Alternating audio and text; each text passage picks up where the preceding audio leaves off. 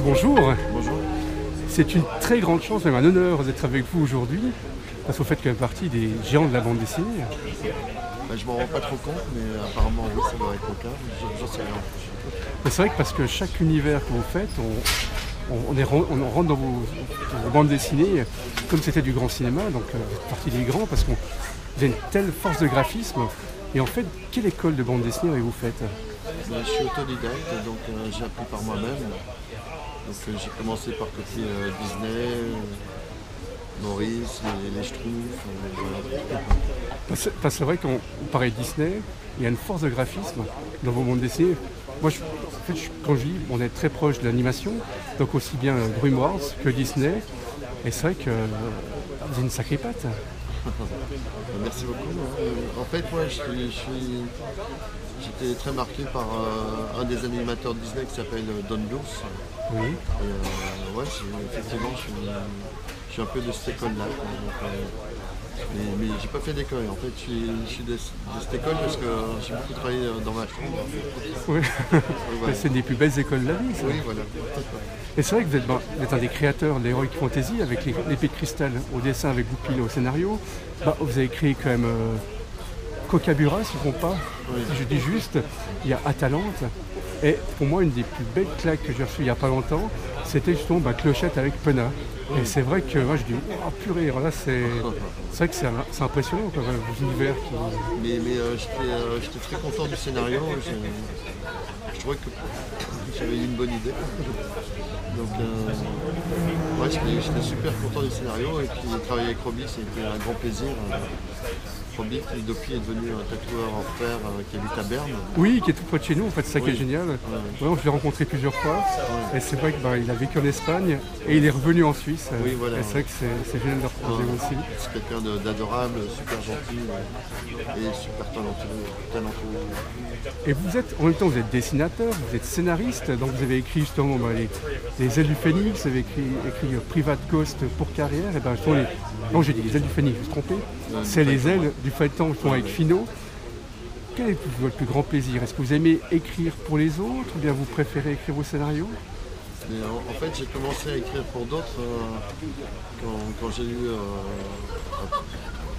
40 ans à peu près, quoi.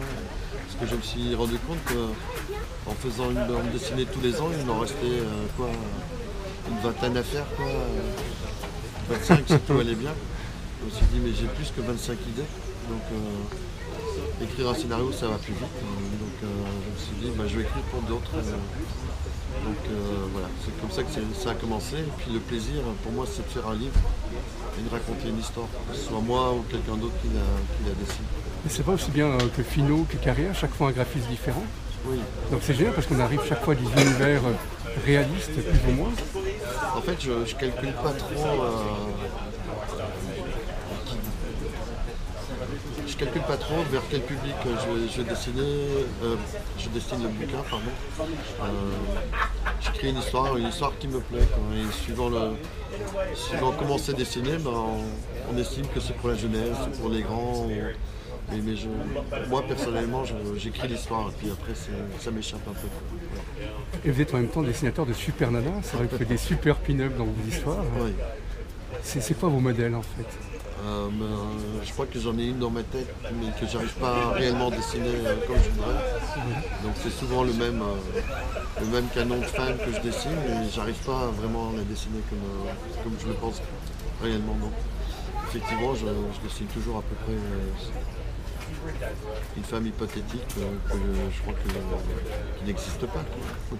Mais c'est vrai que aussi bien dans votre série Atalante, où là justement on est plongé dans l'histoire antique, je ne me trompe pas. Là aussi c'est une super pin-up. Et vous avez des super héroïnes dans tous vos albums. Presque. Oui, mais en fait j'arrive pas à les dessiner autrement. Ouais. Mais elles ne sont pas que ça, quoi. Sinon j'aurais pas autant de lectrices. Ah non, c'est quand même. Et je crois que je suis un des rares dessinateurs qui a. C'est 50-50. Il y a autant de lectrices que de lecteurs. Et je crois que justement ce sont des femmes fortes qui ont des vraies personnalités et la plupart n'ont pas d'histoire d'amour, bizarrement. et elles imposent le respect de par leur nature, quoi. Et je crois que les fans qui lisent mes BD sont très contents de ça. Mais c'est vrai que vous êtes un des rares dessinateurs à avoir une héroïne, un peu comme Walteri avec Natacha. Vous êtes les deux pieds de la BD à avoir choisi une héroïne. Oui, il y en a quelques-uns. Il y a Dany aussi.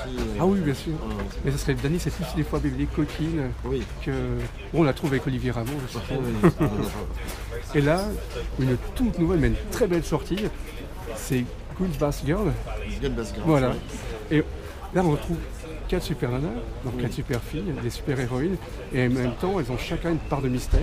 Oui. Et c'est vrai qu'elles ont chacun leur caractère complètement différent. Oui, un caractère bien trempé. Oui. Et en fait, la genèse de cette histoire a commencé un peu bizarrement, parce que j'avais proposé plein de scénarios, plein de projets à l'éditeur, et un dessin. Et l'éditeur a craqué sur le dessin en me disant mais c'est quoi ça? Et en fait c'était l'héroïne de God Bless Girl avec ses cheveux bleus. Oui. Et il n'y avait pas d'histoire. Donc c'est d'après ce dessin qu'on a commencé à créer l'histoire. Et moi je trouve qu'il y a une force de cet album, parce que moi je suis un passionné de cinéma, et j'ai retrouvé Mad Max aussi à l'intérieur. Oui, un petit peu. Je trouve un petit côté un peu Star Wars aussi. Ouais. Et c'est très inspiré d'une série un peu culte qui a eu qu'une seule saison, parce que apparemment quand c'est sorti, c'est pas sorti au bon moment, qui s'appelle Firefly, dont on a fait un film qui s'appelle Serenity. Et c'est devenu culte. Je crois que tout le monde adore cette série, mais a posteriori, c'est un peu compliqué. Et c'est comme quoi il suffit de faire un truc au bon moment pour avoir du succès et de faire la même chose à un mauvais moment pour faire un big. Et donc eux ils ont pris un big, mais par contre c'est resté culte pour tous les fans de la série. Et donc c'est assez inspiré de ça. Moi ce que j'adore, c'est-à-dire quand on regarde les petits détails, c'est-à-dire leur vaisseau c'est une raie. Et c'est vrai qu'il y a plein de trucs comme ça, donc aussi bien le t-shirt de l'héroïne qui est avec son dragon, c'est les licornes. Donc à cette époque-là, voilà.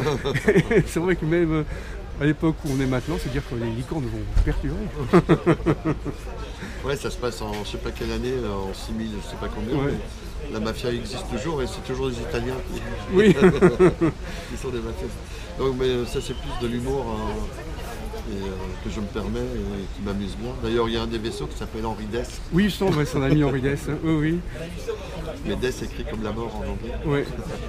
Et là, ce qui est génial avec votre album, c'est qu'en même temps, c'est un peu comme les grandes séries, c'est-à-dire qu'on arrive et on attend la suite. Et d'un coup, il y a le dragon qui apparaît et on se dit, c'est un peu comme ces grandes séries qu'on aime maintenant. Oui. Et est-ce vous êtes en train de déjà travailler sur le deuxième? Oui, bien sûr. Je suis à peu près à la moitié du second qui sortira dans un an. Donc on va essayer de garder la cadence, d'en sortir un tous les ans. C'est rapide un album par année. C'est ce qu'il faudrait faire tout le temps. Mais c'est pas facile parce que quand on fait un album, il y a en général 2 ou 3 mois de décompression. Et après, faire un album en 9 mois, c'est un peu compliqué, mais bon, il faut y arriver. Et vous écoutez un peu de musique aussi à la maison? Non, je travaille en regardant des séries. Vous n'enfermez pas avec vos planches, avec de la musique, vous inspirez? Non, parce que en fait, je mets des trucs que j'écoute même pas. Ah d'accord. C'est des trucs qui font un bruit de fond, mais si je mets de la musique que j'aime beaucoup, je penserai trop à la musique et pas du tout à ce que je suis en train de faire. Donc voilà, le truc parfait pour moi pour dessiner, c'est un match de foot. Ah oui, ça siffle. Il y a un bruit de fond et puis il y a 2 ou 3 buts par match et puis ça suffit pour lever les yeux et les regarder. Voilà. Je vous remercie beaucoup. C'est moi qui vous remercie. C'est un grand plaisir. Merci, au revoir. Merci, au revoir.